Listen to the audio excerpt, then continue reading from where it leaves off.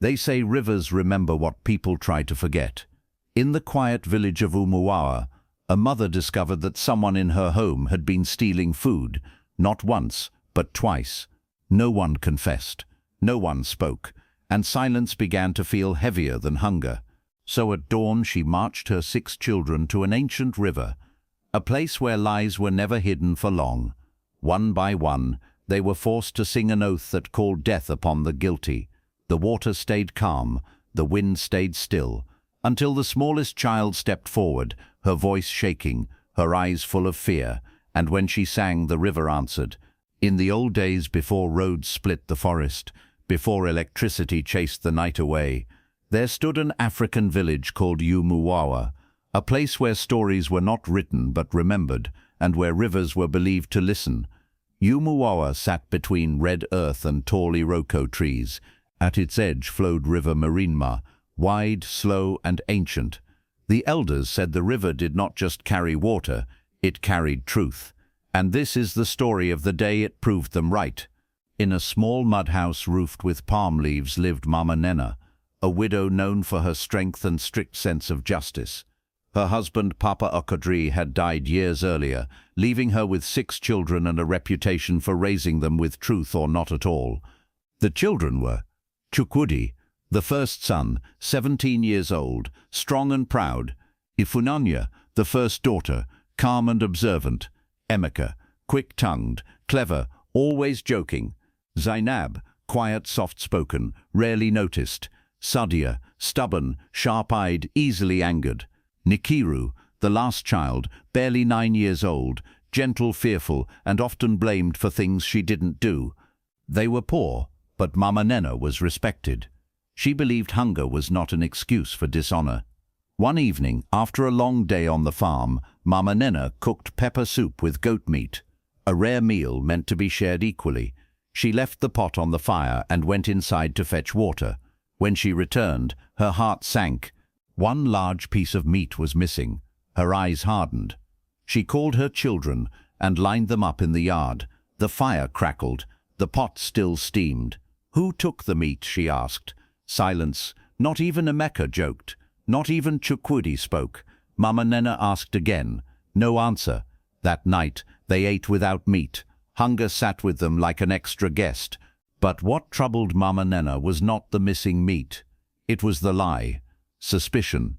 The next day, the village buzzed with gossip. Some whispered that hunger had entered Mama Nnenna's house. Others whispered something darker. That night, the meat disappeared again. This time, Mama Nnenna did not shout.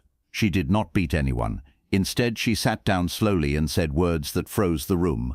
"Tomorrow we go to River Mmirinma." The children exchanged glances. They all knew what that meant. The river oath was not a joke. It was used only when truth refused to speak. At dawn, Mama Nnenna dressed them in simple clothes. No ornaments, no sandals. The path to the river was long and quiet. Even the birds seemed to watch. Nkiru walked last. Her small hands trembled. She had not stolen the meat, but fear wrapped around her chest like rope. When they reached the riverbank, the water flowed gently, reflecting the sky. Mama Nnenna stood tall. "This river does not swallow the innocent," she said, "but it does not spare the liar." She turned to her children. "Each of you will sing the oath." Mama Nnenna began the song, her voice deep and steady. "If na me steal this meat, water must carry me, fish must swallow me." She pointed to Chukwudi. Chukwudi stepped forward confidently. He sang loudly. His voice did not shake. The water remained calm. He stepped back. Ifunanya. Ifunanya sang next, eyes closed, voice soft but firm. Nothing happened. Emeka smiled nervously and sang. The river rippled slightly, but settled. He laughed it off. Zainab's voice was barely audible. Still, the river stayed silent. Sadia sang with anger in her voice. The wind picked up, but the water did not move. The last child. Mama Nnenna turned slowly. Nkiru, the smallest child, stepped forward. Her lips trembled. Tears filled her eyes. "Mama, I'm scared." Mama Nnenna's voice softened, but only a little. "Sing." Nkiru looked at the river. She sang, "If Nami steal this meat, water must carry me, fish must swallow me." Her voice cracked on the last line, and then the river changed. The water began to churn. The calm surface twisted into a spiral. Mama Nnenna stepped back. The children screamed. A sudden wave rose from nowhere and wrapped around Nkiru's legs. "Mama!" she cried. Before anyone could move, the river pulled her in. The water closed over her head. Then something massive moved beneath the surface, a shadow. Fish leapt violently, and in a heartbeat, Nkiru was gone. The river returned to stillness, as if nothing had happened. Silence. Then Emeka collapsed. "I stole it," he screamed. His voice echoed across the water. "I was hungry. I took the meat. Not her. Not Nkiru." Mama Nnenna dropped to her knees. Her cry tore through the forest. The river did not answer. Aftermath. From that day, Mama Nnenna never cooked meat again. Emeka left the village, unable to live with the guilt. Some say Nkiru's spirit became one of the river children guardians of truth. Others say on quiet nights you can hear a small voice singing beneath the water, "If Nami steal this meat."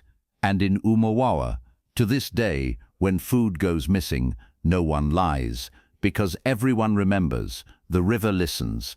If you've stayed with this story until now, you've seen something powerful.